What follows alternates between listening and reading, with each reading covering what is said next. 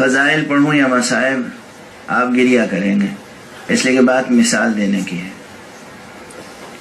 آج کل دنیا میں رشتے کس طرح پیدا ہوتے ہیں، دوستیاں ہوں یا رشتے، مجبوری کے رشتے ہوتے ہیں، احکام کی پابندی ہوتی ہے، قدریں تھوڑی ہوتی ہیں۔ قدریں دیکھنی ہوں تو آپ ان خواتین کو دیکھیں جو کربلا میں تھیں۔ عورتیں شوہروں کی قدر کرتی ہیں بس اس وقت تک جب تک شوہروں کے جیبوں میں پیسہ ہو، جب تک شوہروں کے ساتھ عزت اور نیک نامی میسر ہو، آرائش و آسائش میسر ہو۔ آسائش زندگی عام طور پر ذرا سا بات اقدار تک آئی اور اس کے بعد حالات دیگرگوں ہونے لگتے ہیں۔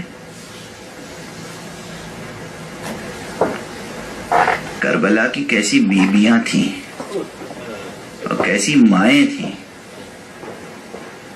کسی کی زبان پر اپنے کسی شوہر کے لیے یہ نہیں آیا کہ تمہاری وجہ سے ہمیں یہ دن دیکھنا پڑا ہے۔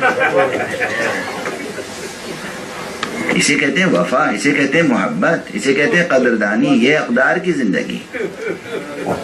عورتیں تھیں، وہ بھی عورتیں تھیں، عورتیں تھیں۔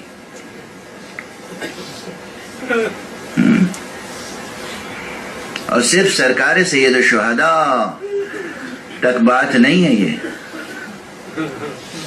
ہمارے آپ کے لیے وہب کی مثال کافی ہے۔ وہب اور وہب کی بیوی، وہب کی ماں، زہیر قین، زہیر قین کی زوجہ،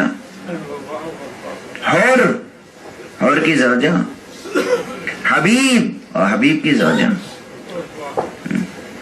ذرا سی کوئی آزمائش آ جائے ہمارے ہاں، عورتوں کی زبان پہ سب سے پہلے آتا ہے کہ چلیے آپ بیٹھیے خاموش۔ ارے بھائی مسئلہ ہے،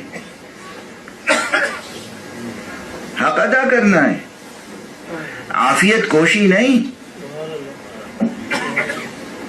کیسی تھی حبیب کی بیوی کہ جب حبیب نے آقا حسین کا خط پڑھ کے ایک تھوڑی دیر کے لیے سر جھکا کے غور کرنا شروع کیا تو بیوی نے کہا کیا ہو گیا ہے تمہیں میری فکر ہے، بچوں کی فکر ہے، غیرت نہیں ہے، آقا حسین بلا رہے ہیں اور تم جانے سے گریزاں ہو۔ یہ وہ بیویاں تھیں جو احکام کی نہیں اقدار کی پابند تھیں۔ اقدار، یہ قدریں اپنے گھروں میں پیدا کرنے کی کوشش کریں۔